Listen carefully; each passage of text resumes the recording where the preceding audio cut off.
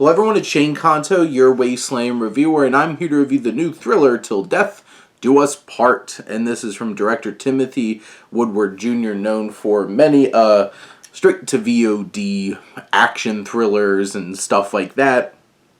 And we have Natalie Byrne playing the bride. So she winds up running away from her fiance at the altar, and he sends his crew of 7 very dangerous assassin groomsmen after her at this house.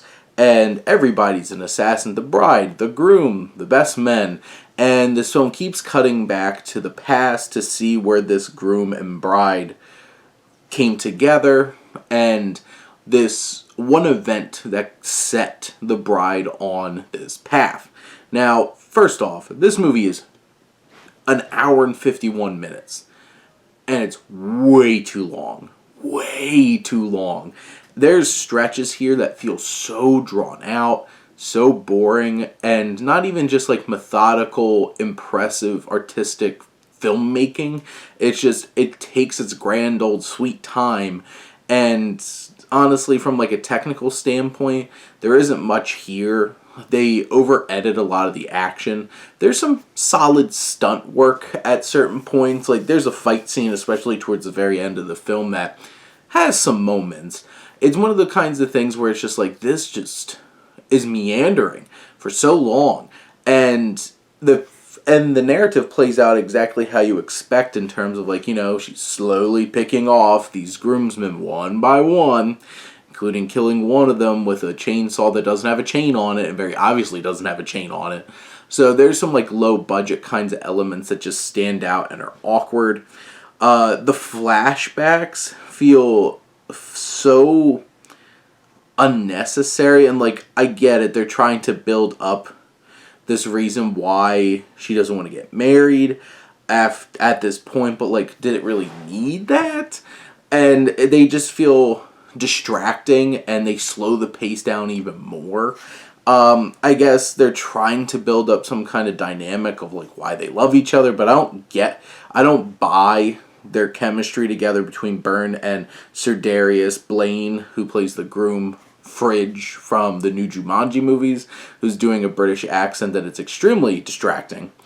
And, you know, some of the groomsmen are interesting. It's, you have Orlando Jones is one of the random groomsmen, which is really weird. Cam Gigandet, who is from, like, Twilight and stuff like that. He's the suave, cool best man who dances all the time throughout the movie, and you're just like, okay, I get that you're trying to give some personality to your character, but, like, there's still nothing to this character. Speaking of music, one of the biggest positives of this movie is I really like the soundtrack, the music that they played in it, which seems like an odd choice to be one of the highlights. But overall, this just hits all the beats that you expect it to, and nothing's really surprising, and it takes so long to get anywhere. It's not really that engaging, and it has fleeting bits of the film that work, but overall it's just kind of a disappointing watch that you sit back, you watch, and by the end you're just like, how long did I sit there? And you never want to feel that way by the end of a movie, especially a thriller that's supposed to be keeping you engaged, because it doesn't, and that's a problem. That is a problem. And generally, most of the performances are not very strong, and when both your leads aren't very strong, not a good sign. But those are my thoughts on Till Death Do Us Part. Let me know what you think, and let's talk some movies. But thank you as always for tuning in and supporting your Wasteland reviewer.